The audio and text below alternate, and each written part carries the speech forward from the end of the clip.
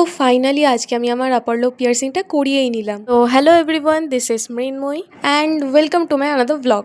আর আমার ভাই একটা সেকেন্ড পিয়ার্সিং করানোর মারাত্মক ইচ্ছা হয়েছিল, সেটা আমি করিয়েও ছিলাম, কিন্তু ওটা বন্ধ হয়ে গেছিল কারণ ওটা আমি নিডল দিয়ে করেছিলাম। কারণ আমাদের বাড়ির আশেপাশে কেউ গান দিয়ে পিয়ার্সিং করায় না, আর যেখানে আমি গেছিলাম সেখানে 700 টাকা চার্জ করছিল। তাই আমি অগত্যা নিডল দিয়েই করিয়েছিলাম, আর সেটা বন্ধ হয়ে গেছিল, অবশ্য আমারই দোষে। আর আমারও ভাই সেরকমই, যে একবার যখন খুজলি হয়েছে সেটাকে খুজলেই ছাড়বো, তার পিছনে যত টাকাই খরচা হোক না কেন। তো রিসেন্টলি আমি গেছিলাম হচ্ছে কি আমার মায়ের মামার বাড়ি একটু গ্রামের দিকে।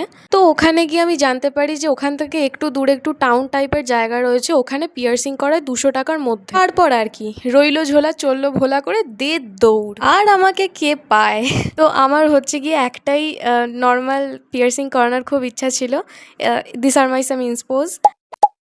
তো ওখানে আমি আমার একটা মামি আর আমার একটা মাসির সাথে গেছিলাম। ব্লগ বানানো কিংবা ভিডিও নেওয়ার কোনো সুযোগ হয়নি, যখন বাস কানটা ফুটিয়েছে সেটারই একটা ক্লিপ আমি নিতে বলেছিলাম, সেটাই নিয়েছি। তো সেটা নিয়ে আমি পোস্ট করছি। আর হ্যাঁ, এই 200 টাকাটা দিয়েও আমি কানটা ফোটাতাম না, যদি না মা 100 টাকা দিত। মানে মা 50% দিয়েছে, আমি 50% দিয়েছি, তারপরে গিয়ে আমি কানটা ফুটিয়েছিলাম। আর যদি পুরোটাই আমাকে দিয়ে ফোটাতে হতো তাহলে অবশ্যই এই জন্মে আমার আর কান ফোটানো হতো না। তো যাই হোক, তোমরা আমার মতো কে কে কান ফোটাতে চাও বা ফুটিয়েছো আমায় কমেন্টে অবশ্যই বলো। আর এটা হলো আমার ফাইনাল লুক।